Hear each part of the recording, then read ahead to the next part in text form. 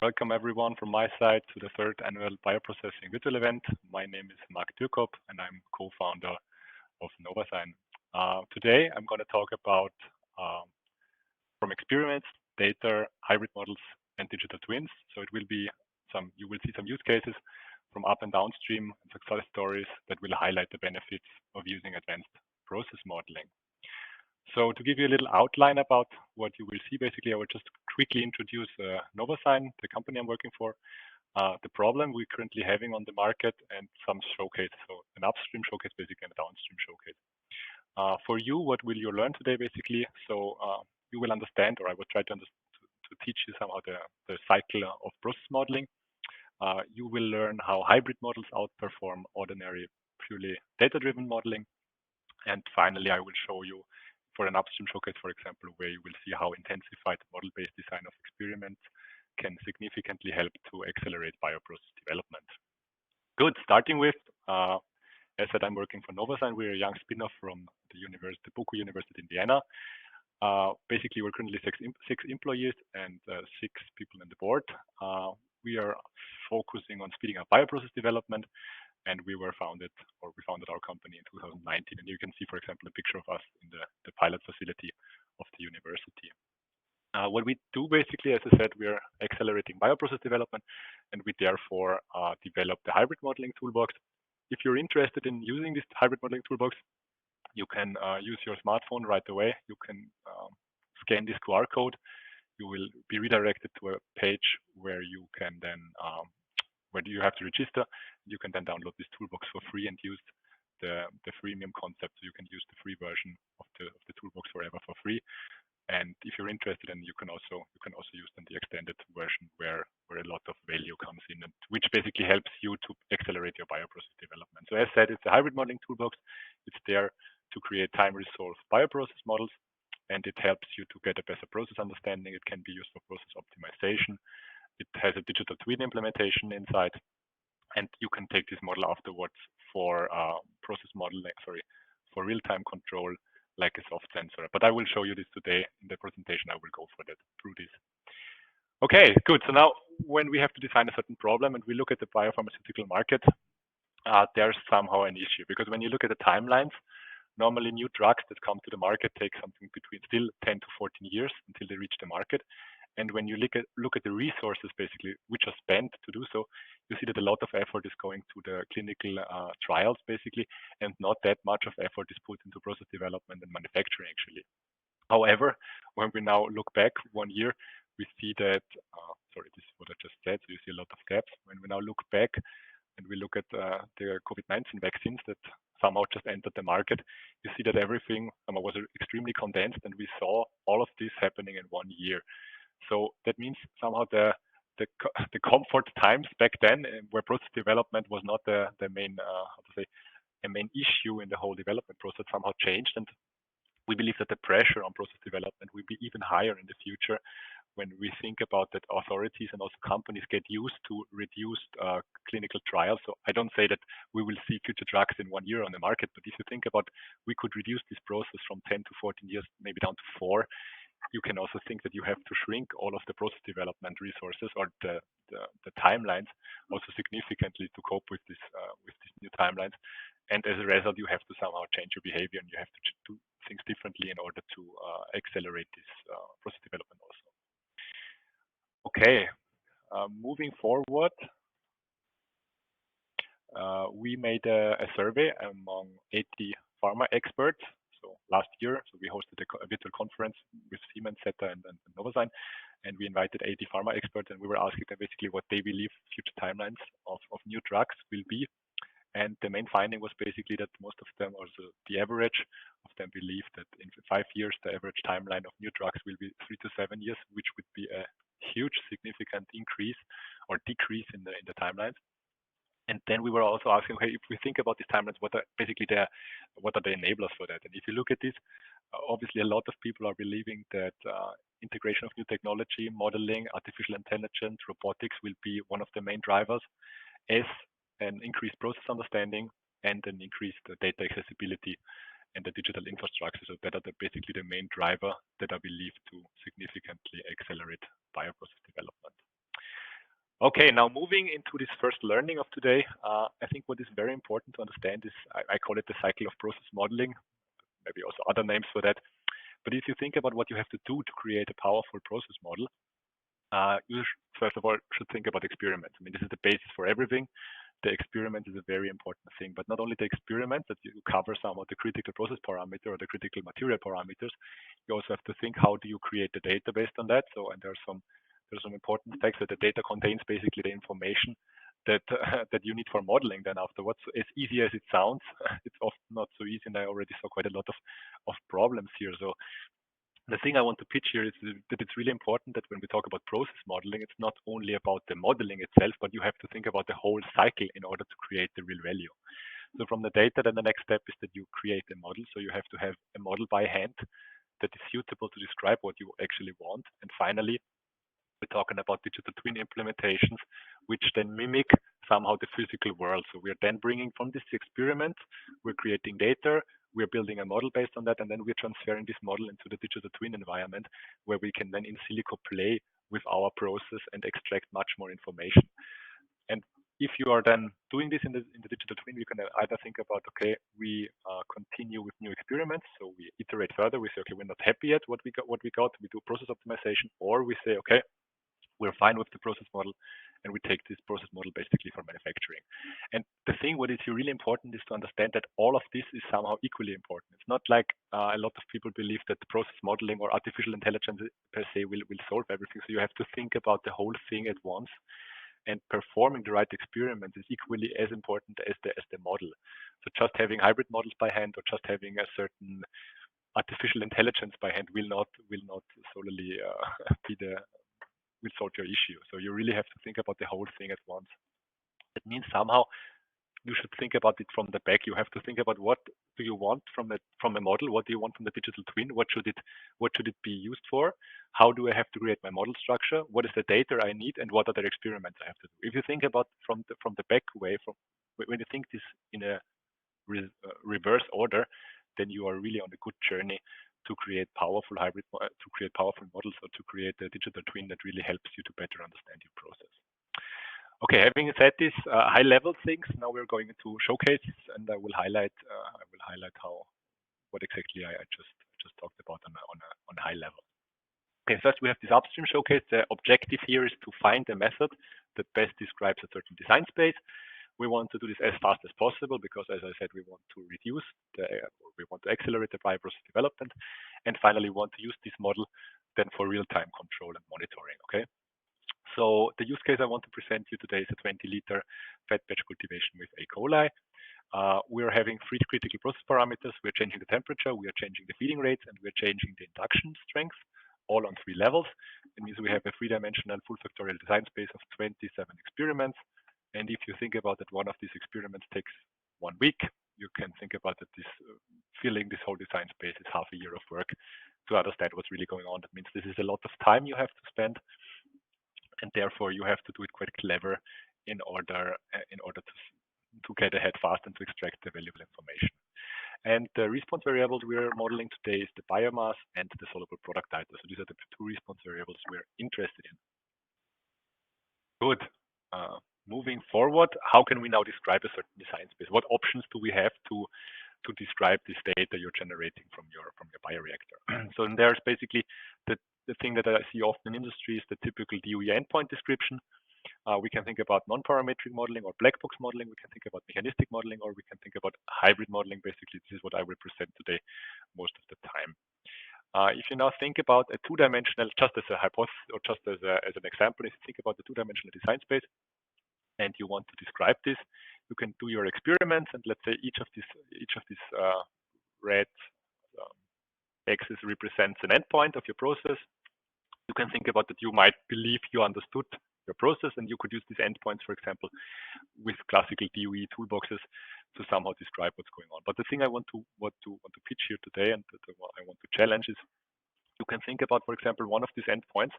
The process towards this might look like this, the process might look like that, or the process might look like this. So, and it's quite clear to understand, or it's easy to understand, that all of these processes would have a complete different consequence basically to your model. So if you would now just create a typical DOE model based on the endpoint, you might be able to describe the data, but most probably you didn't really understand what's happening in your process. So I call this the Schrödinger's cat issue, or the static DOE knowledge gap. And first thing you have to do basically, and as easy as it sounds, you have to somehow sample the response variable you're interested in over time. And then you have to create a model that's basically describing this response variable over time accurately. And then you are a lot of steps further, or a lot of steps closer to having a powerful model than rather as you look at the endpoint. And for doing so, we are basically using hybrid modeling to describe time-resolved bioprocess. Okay, moving in this direction, the hybrid model we're basically using here consists of a black box and artificial neural networks, which is fed by three inputs: the temperature, the feeding rate, and inductor. And basically, what we want this black box to predict is the mu, so the specific growth rate, and the specific product formation rate. And these two rates basically go into the white box part. And in the white box, we couple the current biomass, the x, to the specific growth rate at each time point. And we also consider the dilution rate. So for example, if you think about a fed batch reactor and you feed something in, that also changes the process. And therefore, if you consider this also when you take samples out, all of this can be considered also in this mechanistic part. And finally, we're thinking about the product side, where we then couple the biomass to the specific product formation rate. And this I here represents an inductor switch. That means when you induce your cells, this is 1, and when you do not induce your cells, it's 0.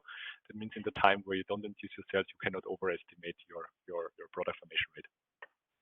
And by using such a hybrid model, such a combination of the black box and the white box, you can describe the data basically, or you can describe this design space much better. So what we see here is the comparison between a purely data-driven model and a hybrid model of all of these 27 experiments. So each of these dots here represents a single observation. So taking a sample from your bioreactor at each time point, you can see the comparison how the purely data-driven model compares to the black box, to the hybrid model, and vice versa. So in A and B, you see this in all of the observations we have, and C and D are two example runs, for example, where you can see the sampling over time, which is depicted by these circles, by the triangles, and basically you can see how the hybrid model describes this data and how the black box describes this data. And by that, you can already see that the hybrid model is much more accurate in describing the current design space rather than the pure black box. But you can also look at the endpoints. If you only want to look at the endpoints and you compare now classical DOE toolboxes like jump, model, and so on, and you just look at the endpoint, you see when you describe the biomass, the hybrid model does not outperform the pure black box, the pure response surface model at the endpoint. So we see the error is both in the range of 3%. But due to the fact that we couple the biomass to the product, that we couple the product to the biomass in the hybrid part, we see that when we describe the product to the endpoint, already the hybrid model outperforms the state-of-the-art, the response surface model by far. So by a factor of, it's double the error basically. Yeah. So by that, I hope I could prove, or I could show you, that hybrid models are quite a very powerful tool to describe data better than purely black box models, for example.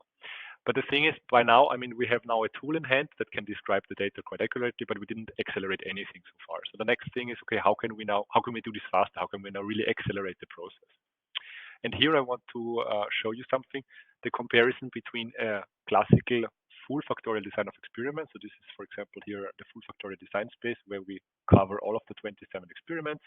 We can compare this to a fractional factorial, for example, where we only take 9 experiments, or what we can do, this is what I will show you in the next slide in detail, is intensified design of experiments. So what you do is basically you pack several parameter combinations in a single experiment. So what you can see here, if you look at the blue plane, for example, you see a line connecting 3 of these parameter combinations. And this means one of these lines is one experiment. So you start in a corner, or you start with certain parameter combination. And after a certain time, in our case, after one theoretical cell doubling, we change the process conditions to the next parameter combination, and so on and so forth. And by doing so, you see that you can pack multiple experiments, pack multiple parameter combinations in a single experiment. So when we compare the fractional factorial with the intensified design of experiments, we see that both only consist of 9 experiments, but the intensified design of experiments covers all of the possible parameter combinations in this particular case. That means you extract basically everything that's really going on, and you do not need to avoid some of these experiments in order to reduce the amount of experience. Okay, and now comparing this in the next slide, what you can see here is basically this is I think one of the most important things when you think about intensified design of experiments. So what we see here is we created a hybrid model based on IDOE. So this is the orange dots you see. We have 213 observations from 9 runs basically. We create a hybrid model based on that, and then we take this hybrid model, and as test data, we take the static experiment. So the normal experiments where you don't change parameters, where you keep parameters constant for the whole process, we take as the test data. These are these 598 observations, basically these I would say green triangles. Yeah. And you can see how accurately the hybrid model that is built only on the intensified runs is able to predict the static experiment. So that means the information is the same, and you could either do the 27 experiments or you can just do the 9 experiments in order to describe the same data or to describe the same design space. Yeah. And in B, C, and D, you can see 9 examples of runs, basically how the model was able to predict this static experiment. So what you see from that, basically, you can save a lot of process time because we just performed 9 experiments. In this case, it's 31 because we also did triplicates of several points. And by doing so, you see that you can save a lot of time, but you still extract the same information. And if you think about what a 20-liter reactor costs you in terms of resources, equipment, and manpower, that's quite a significant advantage if you use intensified design of experiment. But you can also do the same. Here you see the same depicted for the product. So before there was only the biomass. Here we see the same for the product. So we see predicted product over measured product in A, and in B, C, and D the same cultivations basically for the product, how the product propagates over time. Okay, moving forward to understand this better. Whoops. Here we go. You can go into the digital twin basically, and in the digital twin you can play with your process basically. So what I just showed you was the comparison of full factorial and intensified design of experiment. But what you can also do is you can just perform intensified design of experiment, go into the digital twin and understand how your process would react on process changes. So like the digital twin is somehow the in silico representation of your process. And I will show you this in this.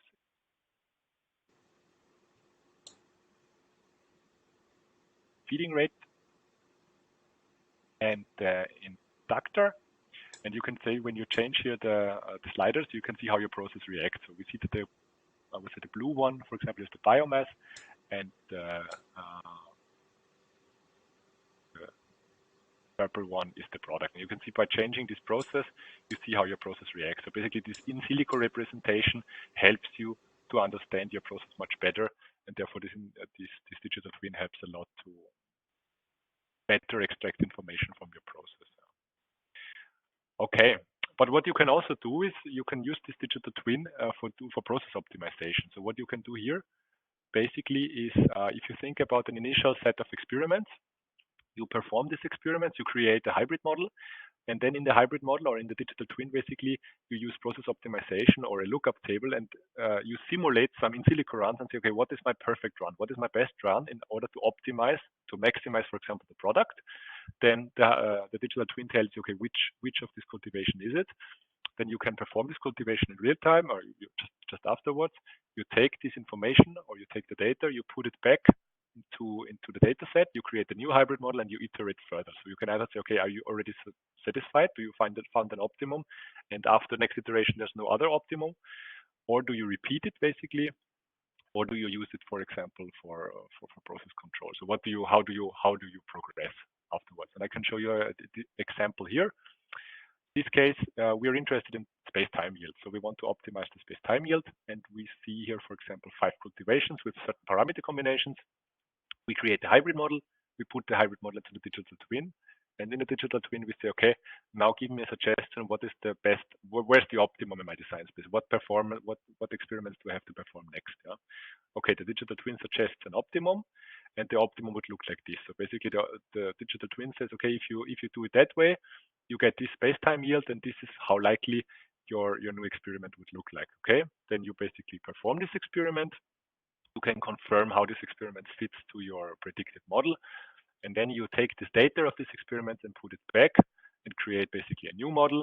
And this new model for sure describes this data more accurately. And then you go to the next step and say, okay, are you already satisfied? Or do you enter the loop again and go ahead?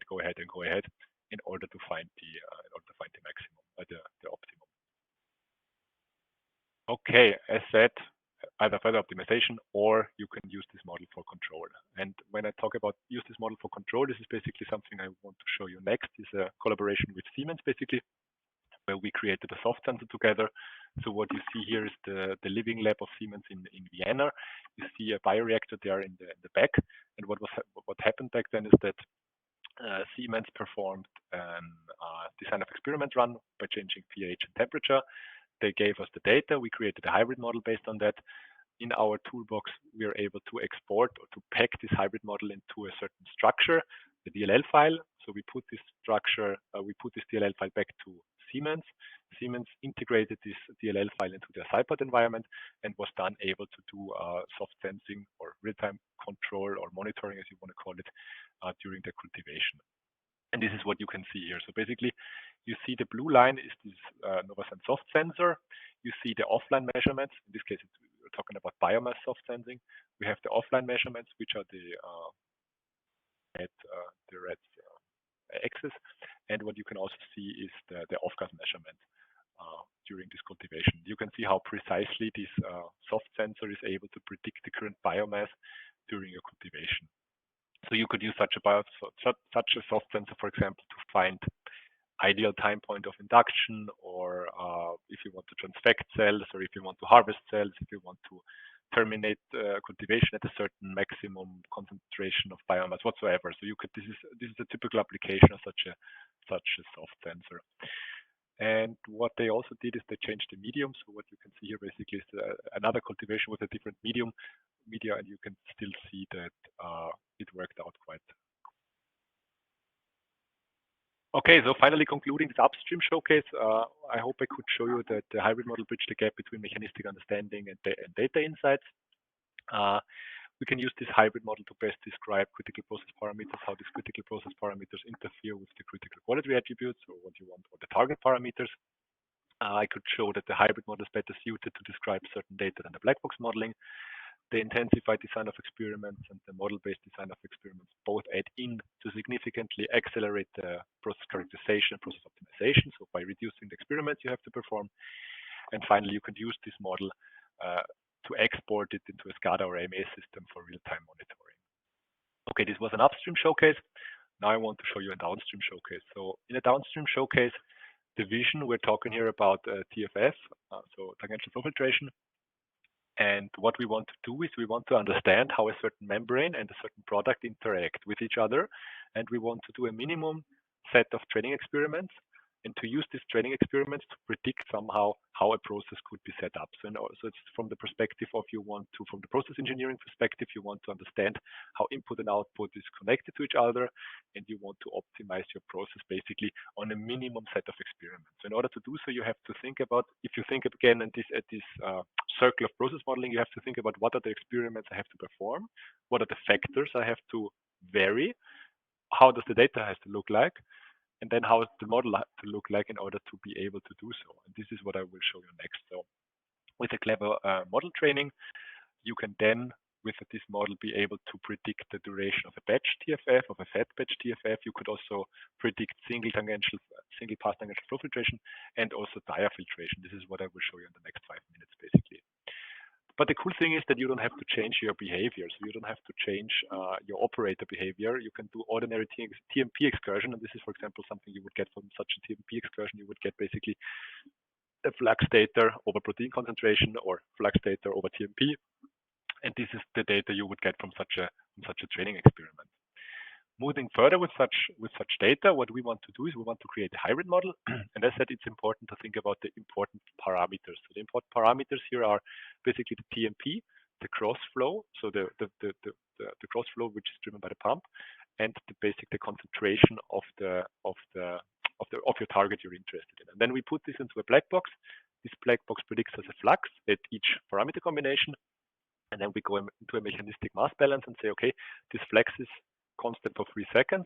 We subtract this from the current volume, and then we get a new concentration. And then we take this new concentration, put it back into the black box from the beginning, and we get a multi-step ahead hybrid model. So by doing so, we could basically predict the duration of the process already at the beginning. So if we say this is the parameters we keep or we want to have for our TFF process, we already know when the process is over. And this is basically what you would see here. So here then, when you look at the test data, what we performed here are 5 different experiments at 5 different concentrations. So you see there's quite a huge spread in the initial flux, basically driven by the starting concentration. And you can see how the hybrid model, how accurately the hybrid model basically predicts the duration compared to how long the experiment performed in real. You can see these normalized root mean square errors are all in the range of below 6%, I would say. Yeah. So that's quite helpful. But really, the beauty of this is that the flux prediction, the test, so the training set and the test set are completely independent. So they are completely different, and that means basically that you see that the value of this hybrid model comes that the test data just is completely different from how you would have trained your model. That means in order to create clever models, this hybrid model helps a lot because you don't have to perform a lot of different experiments. You can come with a very limited training data set and you're still able to predict the duration of such a process. And the next beauty is when you think about fat batch TFF. So what fat batch TFF means, you have a surge tank. You have your concentration tank, but unluckily your concentration tank is not large enough for the whole volume you have to process. That means you have a certain surge tank, and once you concentrate in, that means the volume of your recirculation tank somehow decreases and is filled up again from the surge tank. So somehow it's like diafiltration, but you're not changing the buffer. You're just filling up with fresh protein solution. And the beauty of this hybrid model is you can also be able to model this. You just have to change basically the white box or the mass balance in order to still be able to also predict or to perform the duration predictions with this fat batch TFF. And you can see this basically in this graph here. You can see how accurately the hybrid model was able to predict the duration also for 3 different test data sets where we had a rather small recirculation tank and a large surge tank at different concentration. And the model was not trained differently. So we still have the same model trained on a single data set, but we are able to predict different outcomes. Okay. Good. Now I want to show you this basically in the digital twin environment again. So what you see here to the right are 4 factors. You see the yellow one is basically the concentration you're looking at. We have the batch tank volume, which is the blue one, and the purple one, I would say, is the flux. So the purple something, I don't know, this color, the color to the right. Okay, and what you can see now with the slider, you can see how, for example, the change in the TMP or the change in the feed flow or the change in the concentration, start concentration, change the duration of your process. So the y-axis or the x-axis here is the time basically. And you can also see how, for example, if you do fat batch or batch, you see how this changes completely your process. And this is, as I said, all in silico. So you just have this one training data set you use to set up this, and then you can basically define your process in silico with a minimum set of experiments. And this saves you a lot of time and resources. Okay, moving to the last point I want to make here is the single pass tangential flow filtration. With the same training data set, you're also able to predict single pass tangential flow filtration in serial mode or in parallel mode. As you can imagine, the only thing you have to change somehow is a little bit the white box part. So by doing so, what we see here basically, so we trained the hybrid model on a single training data set, and we are able to predict the volumetric conversion factor for a single membrane, for 2 membranes, and for 3 membranes basically at different feed pressures. Yeah. And you don't have to perform these experiments. That's the beauty. So you see the circles basically are the real experiments and the lines are the model. And all of these experiments were just done to confirm the model, but at the end you don't have to do it. You can understand your process in silico without doing these experiments, which saves you a lot of resources, especially when you think about that in SPTFF, you're mainly dealing with high concentrated protein solutions, which is extremely expensive. So having a clever training data set and avoiding all of these experiments saves a lot of material, especially in a phase where you don't have that much material. If you think about preclinical development, you would need several grams for this experiment, and you don't have it actually. And this is something where you can create a lot of value because you just don't need that much of material. Yeah. Okay. As said, you could also think about how you can then create your model basically You can think about if you want to have a constant feed flow, you can see how the volumetric conversion factor changes by your membranes, or if you want to understand better, basically you want to say, okay, I want to have a certain volumetric conversion factor. When I change the membranes, what would be my feed flow? So this can all be done in silico. So you can define your process basically completely in silico based on a single training data set, as mentioned already several times. But also, if you think about process control, it adds in the same direction. So you see here, for example, two concentrations. If you think about changing something in the upstream, there might be a higher or lower titer. You could also interact with this, and if you use this model for process control, think about, for example, how do I have to change my feed flow, for example, in order to achieve the same output concentration. So if you're at the end of your SPTFF, you want to have, for example, 25 grams per liter, how do I have to change my volumetric conversion factor or my feed rate or my factors in order to achieve this? And this is all intrinsic in a model, and therefore you could use these models already for process control, and it helps you quite a lot. As said, this would be the feed flows, for example, if you want to change between 10 and 4 grams, because if in upstream something changes, this would be the consequence. Okay, and here just one slide also for parallel SPTFF. So if you don't have a serial one, but if you have a parallel one, also again we changed something in the black box, sorry, in the experimental effort, because you cannot just do this with one experiment, because you also have to change the buffer somehow in order to understand this better.